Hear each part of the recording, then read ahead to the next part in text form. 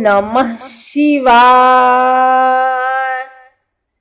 आइए सुनते हैं सातुड़ी तीज की व्रत कथा एवं पूजन विधि। सातुड़ी तीज के दिन पूरे दिन उपवास किया जाता है और शाम के समय स्त्रियां सुंदर वस्त्र आभूषण धारण कर 16 श्रृंगार करके बड़ी तीज पर नीमड़ी माता का पूजन करती हैं।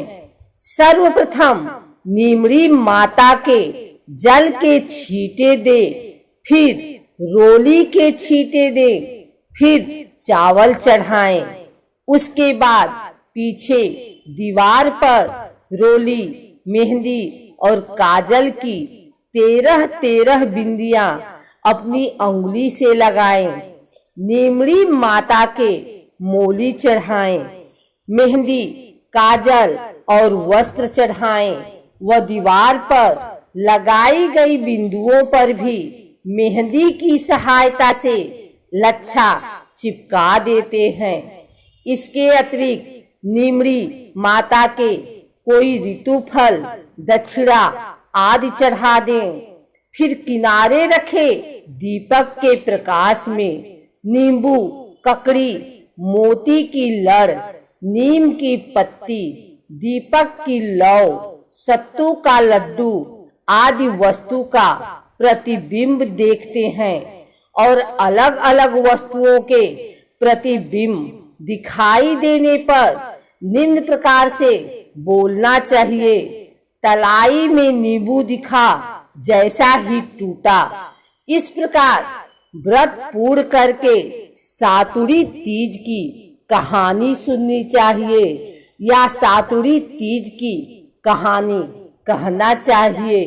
भादवा की सातुड़ी तीज की कहानी अथवा बड़ी तीज की कहानी सुनने के बाद नीमड़ी माता की कहानी सुनी जाती है। सातुड़ी तीज की कहानी सुनने के बाद रात को चंद्र उदय होने पर चंद्रमा को आंखें यानी कि गेहूं हाथ में लेकर जल द्वारा अर्घ देना चाहिए। अर्घ देते समय थोड़ा थोड़ा जल और आंखें चंद्रमा की ओर मुख करके गिराते जाते हैं।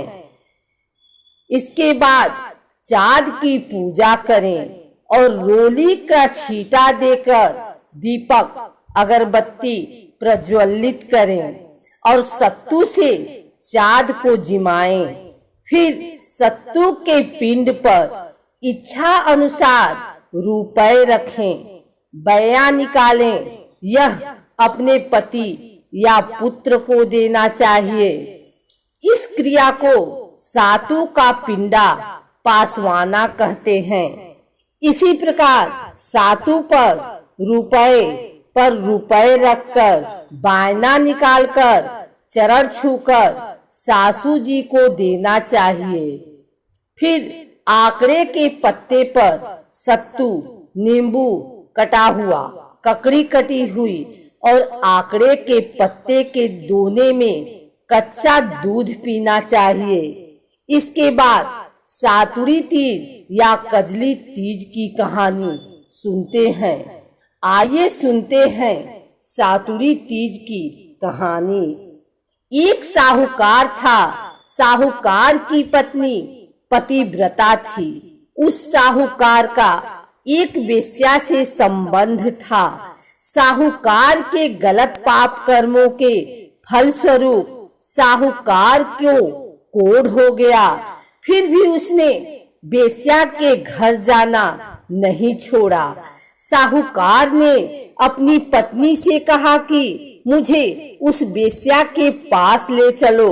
साहूकार की पत्नी पतिव्रता थी, इसलिए वह पति का कहना मानकर उस वेश्या के पास ले गई।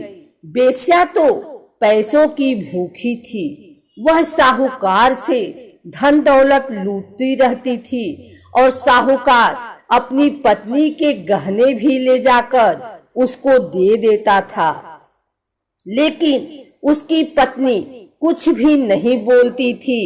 एक बार बड़ी तीज सातुरी तीज के व्रत का दिन आया, इसलिए साहूकार की पत्नी ने उपवास रखा और वह उस दिन भूखी थी। साहूकार ने अपनी पत्नी से उसे वेश्या के पास ले जाने के लिए कहा। उस दिन साहूकार से चला भी नहीं जा रहा था, तो वह उसे अपने कंधे पर उठाकर ले गई। वेश्या के घर पहुंचने पर साहूकार ने कहा कि मैं लौटकर आओ, तब तक यहीं पर खड़ी रहना।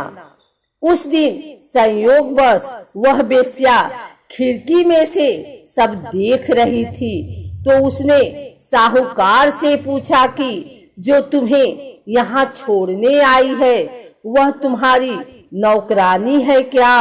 साहूकार ने कहा, नहीं, वह तो मेरी पत्नी है। यह सुनकर वेश्या का मन बहुत दुखी हुआ। उसने साहूकार को समझाया कि वह लौट जाए, क्योंकि आज बड़ी तीज है और तुम्हारी पत्नी ने व्रत किया होगा, उसे पूजा करनी होगी। तीज माता ने वेश्या का मन परिवर्तित कर दिया। उसने साहूकार को उसके गहने दिए और लौट जाने को कहा। साथ ही यह भी कहा कि अब वह यहाँ पर कभी लौटकर ना आए। उधर साहूकार की पत्नी बाहर खड़ी थी कि अचानक तेज मूसलाधार बारिश आने लगी। वह मन ही मन दुखी हो रही थी कि उसे तीज माता की पूजा करनी है। उसी समय पानी में बहती हुई पूजा की सामग्री और नीम की टहनी वहीं पर आ गई। तब साहूकार की पत्नी ने पूजा की, तभी चाँद उगाया। वह चाँद को अर्घ देने लगी। उस समय उसका पति भी लौटकर आ गया। अर्घ के जल के छींटों से साहूकार का कोढ़ ठीक हो गया और वे दोनों पति पत्नी प्रसन्नता पूर्वक घर लौट गए। हे तीज माता, जैसे साहूकार की पत्नी के दुख मिटाए, वैसे सभी के दुख दूर करना। सातुरी तीज की कहानी कहने वाले को, सातुरी तीज की कहानी सुनने वाले को और सभी पर अपनी कृपा रखना।